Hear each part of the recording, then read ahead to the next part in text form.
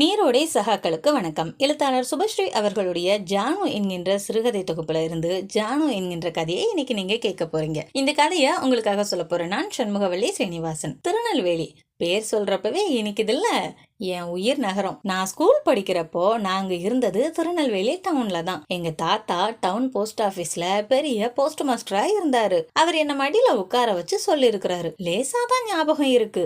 ஏதோ ஒரு வேதப்பட்டர்னு ஒருத்தருக்காக அவர் தாமிரபரணியில குளிக்க போனப்போ சிவபூஜை நெய்வேத்தியத்துக்காக காய போட்டிருந்த நெல் அரிசிய மழையில இருந்து சிவபெருமானே வேலி போட்டு காப்பாத்தினதுனால வேணுவனம் அப்படிங்கிற சிற்றூருக்கு திருநெல்வேலின்னு பேர் வந்துச்சுன்னு சொல்லுவாரு. என் பாட்டி ஏர்வாடி அந்த ஊரை பத்தி ரொம்ப பீத்திக்குவா. கால்வாயில நீச்சல் அடிச்சது, பெரிய நாயகி அம்மன் கோவிலோட அழகு, அவ அம்மா தினம் ஊத்துற டினோ பாலு, வெள்ளை தோசை, அவ அப்பப்ப தோல்ல சுமந்து வர்ற அந்த பெரிய பலாப்பழம், இப்படி நீளும் எங்க பாட்டியோட பெருமை பட்டியல். நாலாப்ப படிக்கிறப்போ நானும் அவர் பீத்திக்கிற ஏர்வாடிக்கு தான் போனேன். அப்பதான் தெரிஞ்சது அவர் சொன்னதெல்லாம் கம்மிண்டு.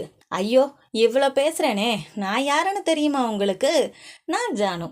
பேரு நல்லா இருக்குல்ல, நானும் அழகா இருப்பேன் என்ட அப்பா மாதிரி.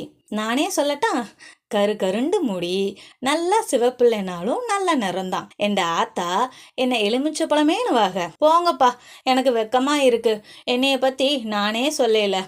கொல்ல அழகுன்னு எங்க அப்பா என்ன கொஞ்சுவாரு. அப்பா ஆத்தா வண்ட கேட்பாக, ஏண்டி இது உண்டானப்போ நம்ம சந்திரலேகா படம் நைட் ஷோ பார்த்துட்டு வந்து நைட் ஷோ பண்ணோம்ல, செத்த நேரம் சும்மா இருக்க மாட்டியல, குழந்தை வளருது இல்லேன்னு அப்பாவை அதட்டிட்டு என்னைய பார்த்து, ஏண்டே என்ன சிறுபாணி போய் கூடத்தை தூத்தலேன்னு சொல்லுவாங்க. எனக்கும் கனவுகள் உண்டு. இப்போ 14 வயசாச்சே. என் ஆத்தா மாதிரியே நானும் என் புருஷன்ட கொல்ல பிரியமா இருக்கணும்.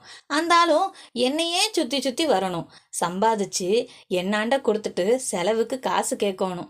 என் செல்லம், என் ராணி, 20 ரூபா குடிடின்னு. எதுக்கு 20 ரூபா? 15 ரூபா வாங்கிக்கோன்னு நான் கொடுக்கணும். ஆனா என் கனவுகளுக்கு அப்பா ஆத்தா ஒத்துழைப்பு தான் தர்றதில்ல.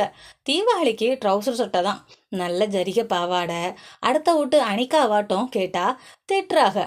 டாக்டரை பார்க்கணும்னு சொல்றாங்க. இப்பெல்லாம் ஸ்கூல் போகவே எனக்கு பிடிக்கல. பொண்ணுங்களுக்கு என்கிட்ட உட்கார பிடிக்கல, பையன்க பக்கம் உட்கார எனக்கு பிடிக்கல. பசங்க நீ கைத்தட்டலையான்றாக. என்ன இது, நான் என்ன பையனா இல்ல பொண்ணா?